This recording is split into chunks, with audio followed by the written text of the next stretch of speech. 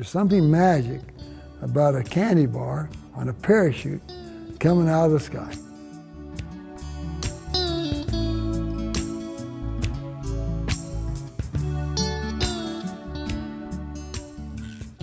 At the end of World War II, the Allied forces divided Germany and the capital of Berlin into 4 occupied zones. Because of disagreements between the Soviet Union and Western allies, the Soviets stopped the ground transportation of all food, fuel, and other supplies into Western Allied occupied sectors of Berlin.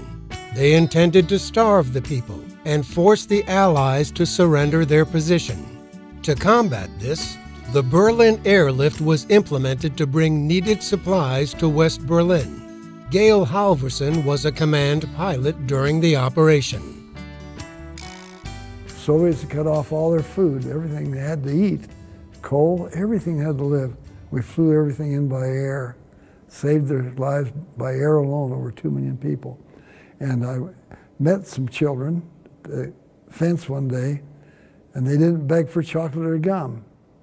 And I thought that was strange, because wearing this uniform, flying during the war in different parts of the world, kids would chase you even though they had some chocolate. Give me American chocolate.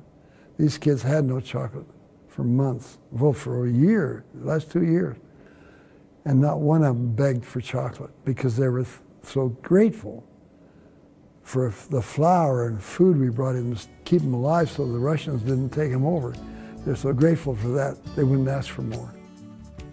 On one occasion, around 30 children had gathered to converse with Gail through the fence. After an hour had passed, he noticed not a single child had begged for candy. This prompted him to share the 2 sticks of gum in his pocket. Gail readily recalls the children's reaction of genuine excitement and appreciation that served as an idea to deliver treats to thousands of Berlin children by air. The most fun when I gave this gum to them through the fence, when they smelled the wrapper, their eyes just got big and remembered what it was like when they had some sweets. But you know, the expression, just the raw excitement. And so I started dropping stuff to them. When you're flying and drop it a bunch and then you turn right quick and look back and see them run and catch them, and they're just vibrating. And they're just out of their gourd. They're jumping and throwing the thing around the circle and just dancing. It's incredible.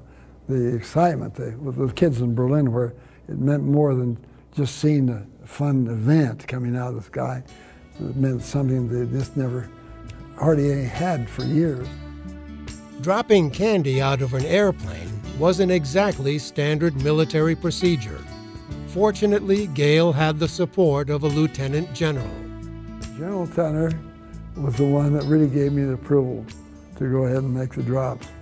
Now, if he hadn't have entered in my behalf and told my colonel to don't discipline him, it's a good idea. Let him do it. If he had not done that, I could have been court-martialed or at least sent home from the airlift. For a good leader, a man, you want to think beyond yourself sometimes, and he did. But the project wouldn't have happened if it hadn't been for General Tunner. It wouldn't have happened. When you see me wave my wings as a circle way up high, that's a signal that sweet things will come floating down from the sky. Gail's desire to serve others and share a message of hope didn't end in Berlin. He continues to recreate the experience through candy drop missions and support organizations designed to remind us of the airlift's importance. The thing I'm doing right now is flying all over places, dropping parachutes with candy bars. The American kids chase them just like the German kids did during the blockade. This needs to go on. We have two organizations that are involved in keeping this memory fresh. One is the Berlin Airlift Veterans Association, and that is a group that I'm with right now, and they talk to schools all over the country, or groups to remind them of that. And they use the candy drop because that was a special connection, the personal connection. And the other is the Berlin Airlift Historical Foundation. That's the one that has the airplane we're flying. And the kids, and we're dropping out of that. They're dropping when I'm not there. And they're going to drop as long as the airplane works. Now down at Kitty Hawk, where the first flight was, we fly down there every year, the 17th of December, the anniversary of the first flight, in the C-54 I'm flying, and we throw out parachutes there. 31 parachutes, one for each of my buddies that got killed during the blockade. I've met hundreds, if not thousands, of grown Berliners who were there and caught parachutes. In our air shows that I'm flying the airlift airplane around, everywhere we go, someone comes out of the audience and says, I was there. I met a young boy about 9 years old yesterday as we stopped at a place with our group in Salt Lake yesterday, and he'd read read the books, and he was just all excited. He just said, tell me more about it. How did that happen? How did you tie him on? I don't do it just for the candy. I do it for the connection to kids, to make them put their mind around what it is to have all of a sudden your freedom threatened to be removed the next day. That's the bottom line, to appreciate freedom, what you got. If you don't serve others, you don't serve other people, other causes, you'll never find full happiness. You can't get it from more money or a bigger car. That gratitude, service before self, and the little things that are different, and the importance of hope, to have a positive attitude. An attitude is so important to feel good about yourself and be productive and to expand your own ability. What I learned from candy dropping is that when you face decisions in your life, you have a lot of decisions that come up. Some of them are serious and some not so serious, but those that are important, that you take time to think about them a little bit, but then to act on the spirit, on how you feel about it. And if you really listen to the inner voice, it'll guide you.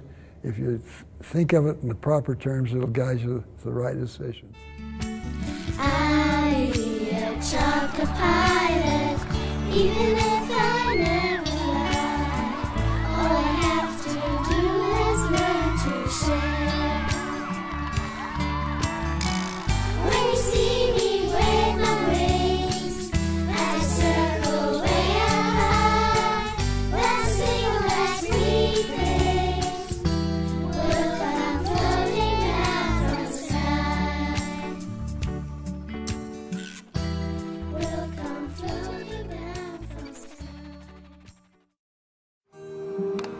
That night the chocolate pilot got his presents ready, tied them to hangers.